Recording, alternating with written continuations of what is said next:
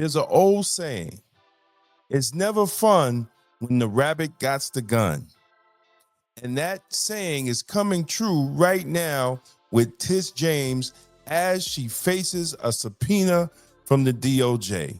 She made her career going after Trump, and now Trump is going after her. Let's get into it, brothers and sisters. This is the Publisher's Desk with Damon K. Jones, brought to you by Black Westchester Magazine, where life, culture, community, and faith meet truth, power, and purpose. This is Damon K. Jones, publisher of Black Westchester Magazine, and you could go to blackwestchester.com and check out the news with the Black point of view. But today I want to talk about the walls that are closing down on New York Attorney General Letitia James. She is now facing two separate federal investigations, one over her high-profile cases against Donald Trump and the NRA, and the other over serious allegations of mortgage fraud. And from where I sit, these two cases might be more connected than the public realize. First, the subpoenas. The Department of Justice wants to know if James violated the civil rights or engaged in prosecutorial misconduct when she went after Trump and the NRA. These aren't political sound bites. This is coming from the federal prosecutors of the Northern District of New York. With the grand jury already in play, if proven, it will mean that the state's top law enforcement officer crossed the very lines she was sworn to uphold. But here's where the legal danger for James goes from political to personal. Back in April, the Federal Housing Finance Agency sent a formal referral to the DOJ after financial investigator Sam Antar uncovered troubling discrepancies in her own mortgage records. The allegations? That she misrepresented a Norfolk, Virginia property as her primary residence and misstated a number of units and even listed her father as her spouse for better loan terms in her Brooklyn residence. These aren't old, settled debts. These are loans that are still active today, tied to federally regulated lenders. Now, let's be clear. James built her entire civil case against Trump on the argument that false statements alone were enough to prove fraud, even though his lenders got paid off in full. Yet in her own case, she's accused of similar misrepresentation on loans that remain outstanding. That's not just a paperwork oversight. If proven, that's an ongoing financial agreement under false pretenses. The legal parallels are undeniable, and the optics are devastating. You know, and the person who witnessed it was her deputy in the AG's office, somebody Levy or somebody. Is that Jennifer Levy and another person, a staffer in her office? So really? So people from her office? In fact, in fact, you stopped me from finishing my blog about it, but I'll share it with you now. That brings up an interesting point, though. So now you're scooping me on my own blog. Go ahead. If she intends to make that her residence, won't that essentially disqualify her from being? Yes. No, if she actually, here's the key legal distinction, okay? First of all, let's talk about Jennifer Levy and the other person whose name I just don't have on the top of my head. Okay, they were called to witness the document. That doesn't mean that they actually saw the document or read the document, but they will invariably be questioned by the feds, Right. As the feds should question everybody.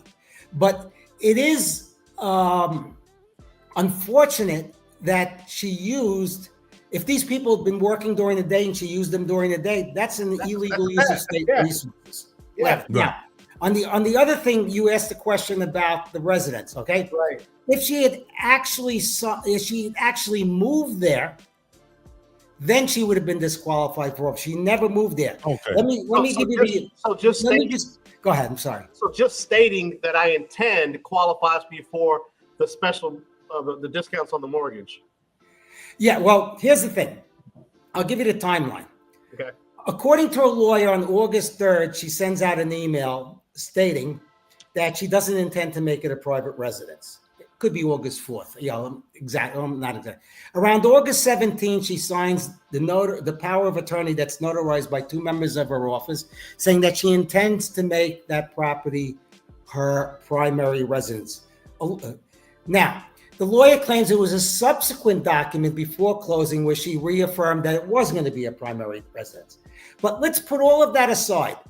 Whatever her lawyer says does not matter, because the loan itself was based upon her declaration that it was going to be the primary residence, and that both her and her co-buyer, Shanice Thompson, her niece, were going to occupy it based upon that. So it doesn't matter what she told the bank or didn't tell the bank or whatever. The reality is that's the way the loan was underwritten. It was never corrected.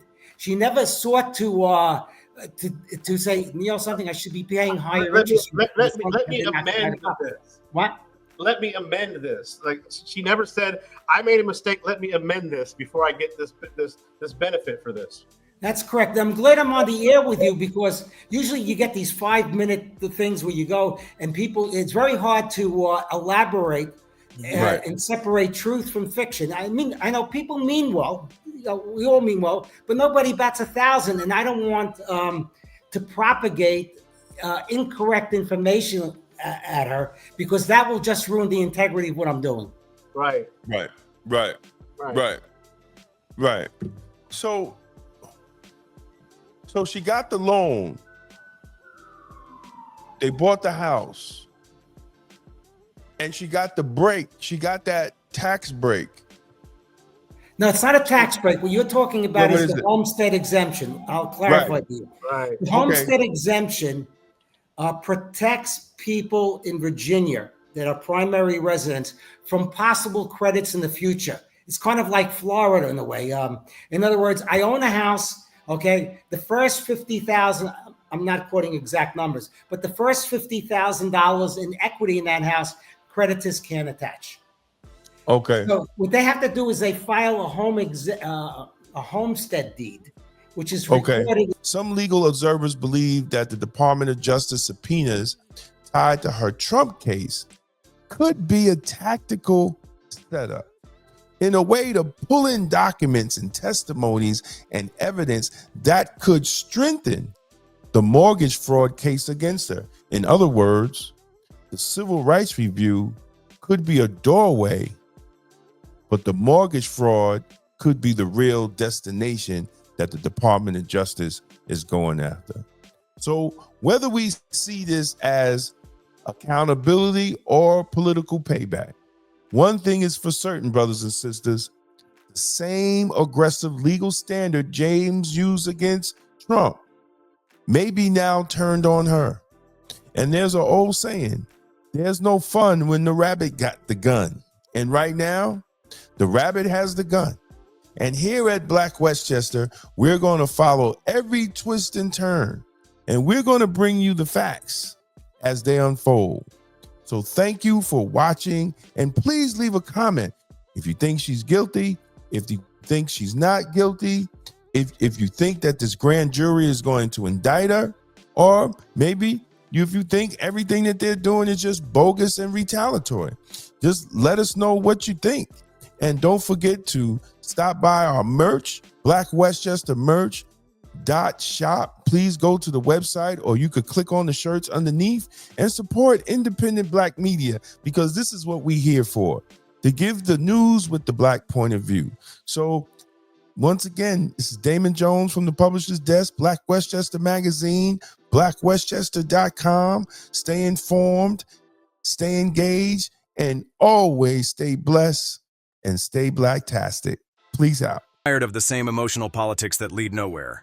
Emotional Politics, Logical Failure by Damon K. Jones is the book Black America needs right now. It exposes the lies, challenges the gatekeepers, and calls for real strategy, not just symbolism. Power starts with truth. On sale, now, and available in audiobook on Amazon. Tolerance is for Cowards by Damon K. Jones. This book is not anti-police, it's pro-community. Discover how the extended policing strategy empowers you to demand real public safety, justice, and accountability from your local police department. Because the Black community deserves good policing. On sale now on Amazon and Audible. If you found this video informative, don't forget to like and share it with others who need to hear the truth. And for exclusive content and behind-the-scenes access, join the Black Westchester Magazine YouTube membership club today. Your support helps us keep independent Black media strong. Support independent Black media with style. Rock Black Westchester merch and represent the news with the Black point of view. Every purchase helps us speak truth to power. This is the Publisher's Desk with Damon K. Jones, brought to you by Black Westchester Magazine, where life, culture, community, and faith meet truth, power, and purpose.